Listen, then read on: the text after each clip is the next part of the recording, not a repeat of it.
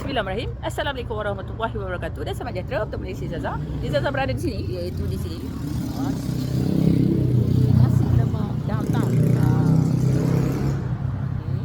Seperti biasa yang sebelum ni, yang husband Zaza, suami Zaza selalu datang membeli di sini. Dan Zaza lihat ramai juga selain orang Melayu, orang daripada kaum lain juga turut membeli di sini. Jom ikut Zaza, kita review nasi lemak ni dan kita tengok apa lauk yang ada dijual dan kita tanya dia buka pukul berapa, dia tutup bila dan macam-macam lagi lah.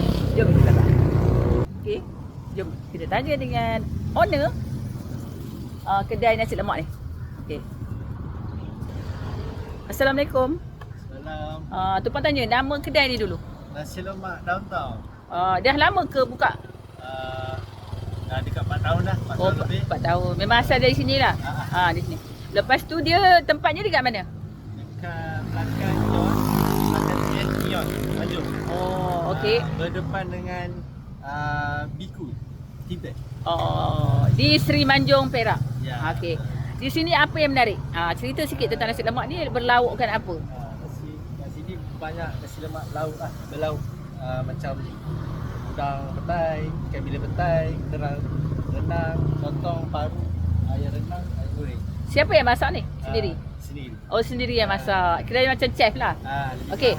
Dia buka pukul berapa? Buka 5.30 sampai 10 malam. 10 malam buka hanya Isnin sampai Jumaat saja.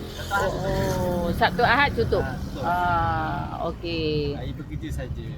Apa yang special? Paling special. Inilah Makanan. paru. Oh, paru paling special. Kerang renang. Bestseller lah. Bestseller sotong. Tapi tadi memang sebelum ni kita ada ambil video sikit menunjukkan ramai pelanggan, ada pelanggan tetap lah yang seronok datang kemari. Okey.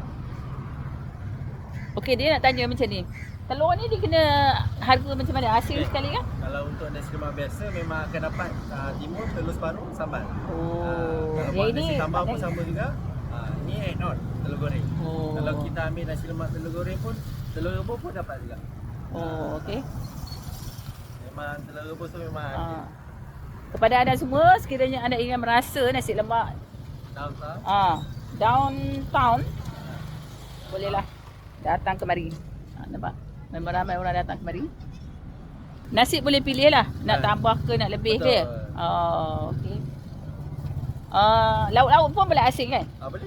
Kalau tak nak. Boleh sekali. Kalau kepada anda semua, kalau rasa nak tambah nasi tu pun boleh. Nak minta lauk tu letakkan asin pun boleh. Macam-macam boleh. Mengikut cita rasa anda sendiri. Okey, nak tanya harga. Berpatutan tak? Harga.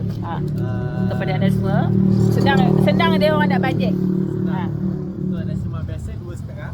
Okey. Kalau nak berlauk semua harga sama. 6.5. Untung lah. Untunglah pelanggan. Sebab harga yang sama. Ya. Pelanggan untung. Tak kisah nak ambil paru boleh.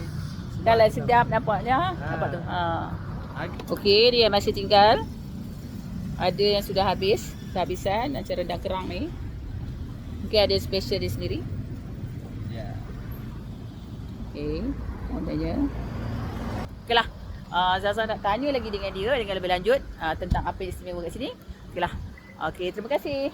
Sama-sama. Okeylah, kita jumpa di video selanjutnya. Jangan lupa terus subscribe, like, share, komen YouTube kami. Tata, salam.